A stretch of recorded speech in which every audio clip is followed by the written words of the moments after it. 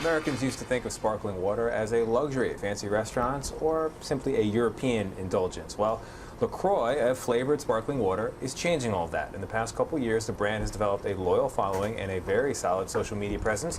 LaCroix sales have exploded, like a shaken can of soda, you might say, and well-known brands like Pepsi and Coke are trying to play catch-up. To explain this craze, we're joined by Adweek staff writer Katie Richards. Katie, this is a subject close to my heart as a flavored soda drinker. Okay. How did LaCroix, which is not my brand of choice, how did it take off in this way? I think there's a couple things about it that really stand out. One is that they have a wide variety of products, so there's a lot of different flavors. There's something for everyone. And another thing is that it's very eye-catching on the shelf. It's not like anything that you see. There's a lot of color to it. It kind of feels a little bit artistic in a way.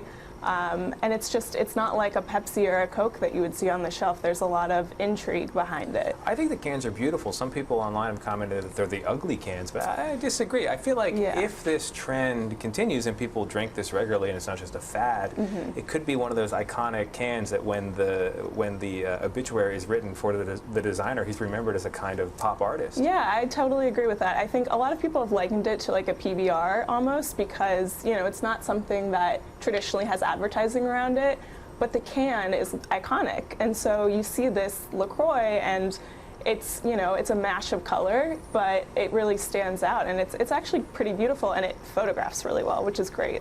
And to what extent is the popularity of LaCroix part of a branding effort on their part, and to what extent is it just simply people are tired of Coke, Pepsi, and sugary sodas? I think the health part of it is a big thing. People these days really want a product that's natural. There's no calories, there's no sweetener. So that's a big factor in it. And you know, with everything that's going on with, you know, people seeing the health risks with diet sodas, like a Diet Coke or a Diet Pepsi, I think that's a big part of it. But also the fact that they don't do any traditional advertising is really appealing to a younger generation, to Gen Z, to millennials. They don't want to feel like something is forced on them. So a product like the LaCroix it makes you feel cool because, you know, maybe not your dad, your mom doesn't know about it, but you feel like, you know, I'm cool, I have this product, you can share it with your friends. I imagine the LaCroix social media editor is watching this right now and cringing because we are making it too popular. I don't know about that. It's too obvious now. I mean, I think, you know, their social media and word of mouth has been the key for them. And I think that's probably a testament to the work that they're doing. So hopefully they feel good about it. Right, but it's a delicate balance, right? It's true, there's peak, and then there's saturation, and then there's the decline. Right. The company behind it, National Beverage, sounds deliberately obscure. Yeah. What do you know about it?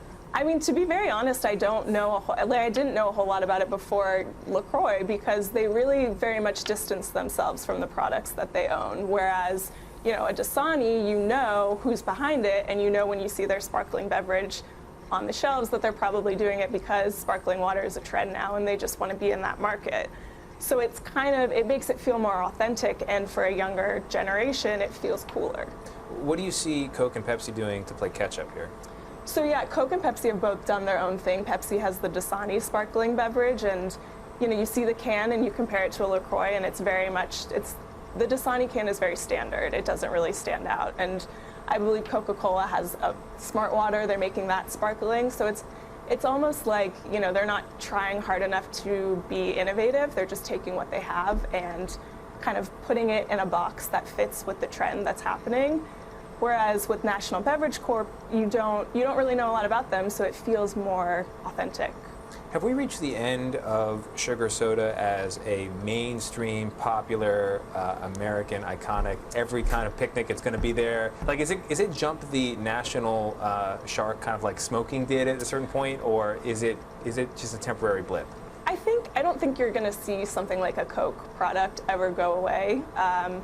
Part of that is going to be because they're going to continue to put so much money behind their advertising and sponsor big events like the Olympics. So it's never really going to go away. But I think they should be a little concerned about, you know, something like a LaCroix that is very authentic and young and fresh and new. And whoever you are, LaCroix can designer, we applaud you, sir. You're great. Yeah, or ma'am. Yeah. Very pretty. Katie Richards from Adweek, thank you very much. Thank you.